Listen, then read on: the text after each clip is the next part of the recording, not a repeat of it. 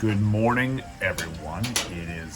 It's early on a Friday, but it's time. It's maple syrup time. I'm so happy. I'm so pumped. As of yesterday, I had 10 gallons of sap collected. The trees are putting out very well. Pretty happy about that. So today, I'm in the shack, bright and early. Got the fire going, got the sap on, and I'll flip this around here and kind of show you what I got going on.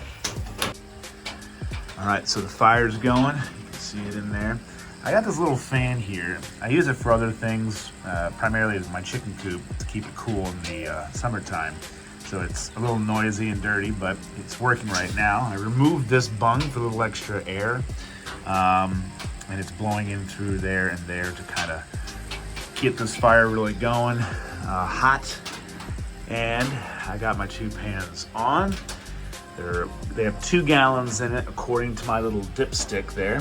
The second hole is, actually I should probably take this out so this doesn't warm up too much, but that second hole is 2 gallons. So they each have 2 gallons in it, roughly. I'm gonna keep this out so this doesn't get too hot during the day. And I have these temperature probes that are used for grilling, and goes over to here. I can actually carry this with me quite a ways around the property, so you can see the back one's at 137, the front one's at 103, so we're heating up here pretty good. So yeah, it's time. 10 months of prep and waiting is here, we're here. Actually, I got some more. There's still some left in here. This is one of the first 5 gallons. And then the other one, that bucket is full, which will slowly drip down. So I'm actually gonna start opening that up here. Actually, let's do this together, shall we? Open this up here and find a good spot for it to drip. Don't shoot at me. Don't shoot.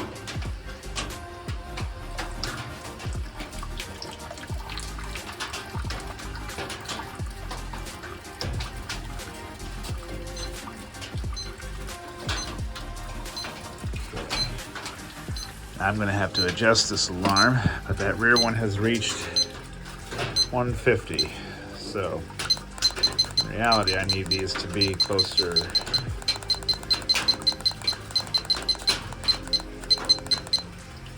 200. There we go.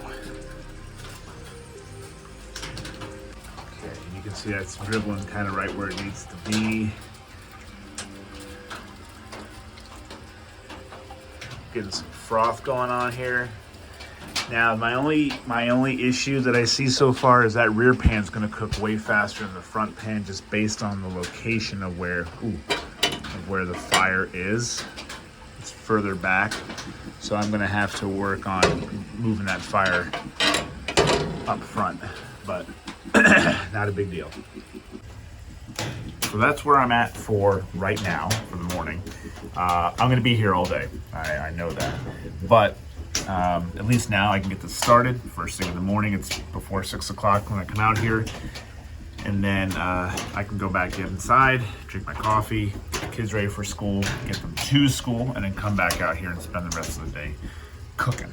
So I'll be back. So it's around 10 o'clock. We've been rolling for about 4 hours here. We got a good boil going. Well, we did until about a second ago. Now the back is definitely bubbling.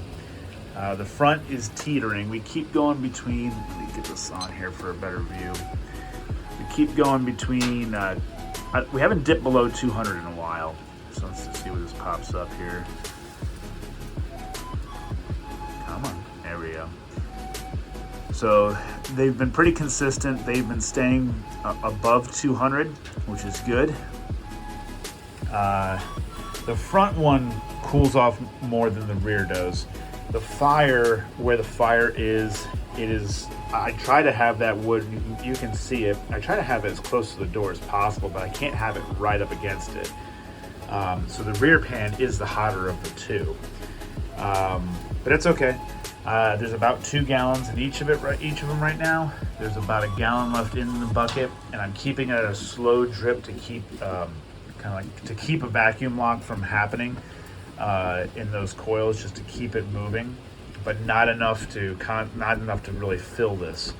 And I'm keeping an eye on it to make sure it doesn't go too much above 2 gallons. I accidentally ran that one for too long, and it was up around 3 gallons, so it has cooked off some. So we're doing good. We're doing real good. Like I said, just plugging away here.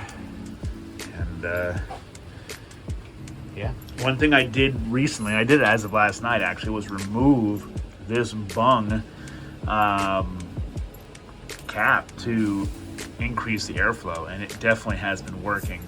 This little slider is okay if you are not looking to get water boiling. It'll probably take a lot longer, but with just this hole opening here, that has helped a lot. And I do, like I said, I have this little fan, and it is battery powered, so it's currently charging, and I will put that back in front of there to help keep the fire going. But it's stacked up in there pretty good. Whew, it is hot. So I'm just leaving the door cracked a little bit while the fan is charging, and that's helping keeping a good draft going. And I brought some of this wood in last night because we've been having a couple wet and rainy days here. Most of that wood is dry. Actually, all of it currently is. The stuff that you see there here is this stuff. So that metal roofing allowed for it to get a little wet, so I decided to bring it in so I would have some drier stuff. I started the fire this morning with wood from my house wood. I knew that was bone dry because that's sitting in my garage. So I just got it started along with some scraps that are in these boxes here. And that is all I needed to do. Fire got going real quick. And I don't think, let's go outside here. I don't think we have, since it's burning good, we don't have any smoke. Yeah, no, it's just it's all steam, which is good. Oh, there's a solar panel that I was telling you about. So yeah, so we're doing good. As far as the moisture in here, I'm gonna have to come up with something. You can see here, there is a lot of moisture up on the roof. Probably going to find some form of small fan to put here and push this way and out, because it's heavier down on this end. If I put a fan here and push that way, more moisture is here. So I think I want to have it on this end and pushing it that way, or at least maybe halfway, like maybe here, not even halfway, a little bit more than half, like right here, and have it push. But I would like to kind of have fresh air pumped in. So we'll see. I mean, this is not a deal breaker. This is still, all of this is still better than how I did it last year. So I'm okay with that.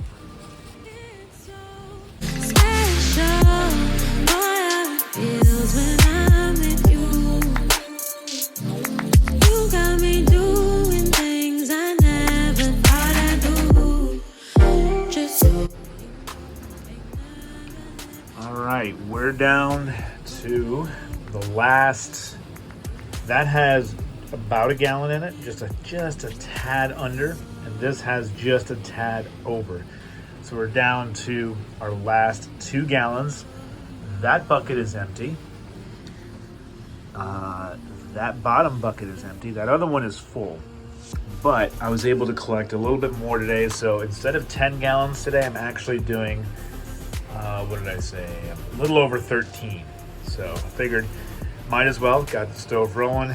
I should be done in like the next hour and a half out here, at least my estimation. Look at that color. Man, it's looking good. These pans are gonna suck to clean, but that's okay. We're looking good, looking good. And temperatures have been staying above 200. Back pan was up to 213 just a second ago, but it's going to fluctuate a little bit. But yeah, we're having a good day. And really, I haven't gone through that much wood. I still have a good amount in here. I will not finish this today, which is good. And I managed to get some more split while I'm waiting.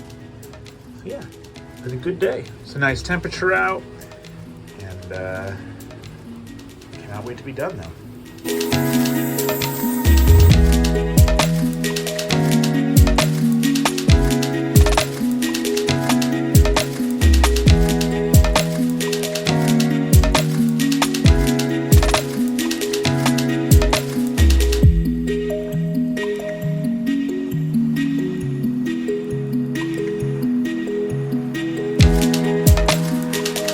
Alright, everybody, so from here on out, I stopped recording. I didn't really record the inside the house cooking that I took from here. I have videos of that from last year, so you can check that out. But I wanted to show this here. This is a vacuum filter press that I had made. It's DIY. And I'll be making another video of that in the future here to show exactly what needs to be done. But and I'm sorry for the fogging up as well. But what is important to note here is when I turn the vacuum on, how quickly it pulls all the hot syrup through the filter, and I don't have to sit there and wait for it to drip, which is so awesome, and it saves so much time. Like I said, I'm going to do a separate video on that. I am truly amazed by it, which is actually why you don't hear my audio, because I was on the phone and I was talking, and I was ecstatic that it actually worked. So this was just a proof of concept thing. I've seen a bunch of DIY ones online, and this was my version of it, and I was super, super happy about that. I'll make another video of that with all the materials needed to make it, what the purpose of it is, and hopefully a better video of it in operation in the future. But other than that, this year's syrup production was pretty good. If I say this here, we're not over yet. This was only batch number 1. Batch number 1 was pretty good. Ended up with 36 ounces total, so it was a little less than I was hoping for. But it could just be my trees have a lower sugar content. But I'm not going to stop. I already have some more queued up for the next run, and I'm pretty excited about that. That's all this I have for this video. Hopefully you guys enjoyed it as much as I enjoyed making the syrup. And that's it. I'm not going to do one of these videos for every single batch, but you get a first one at least, and I'll give you any updates along the way. Thanks for watching.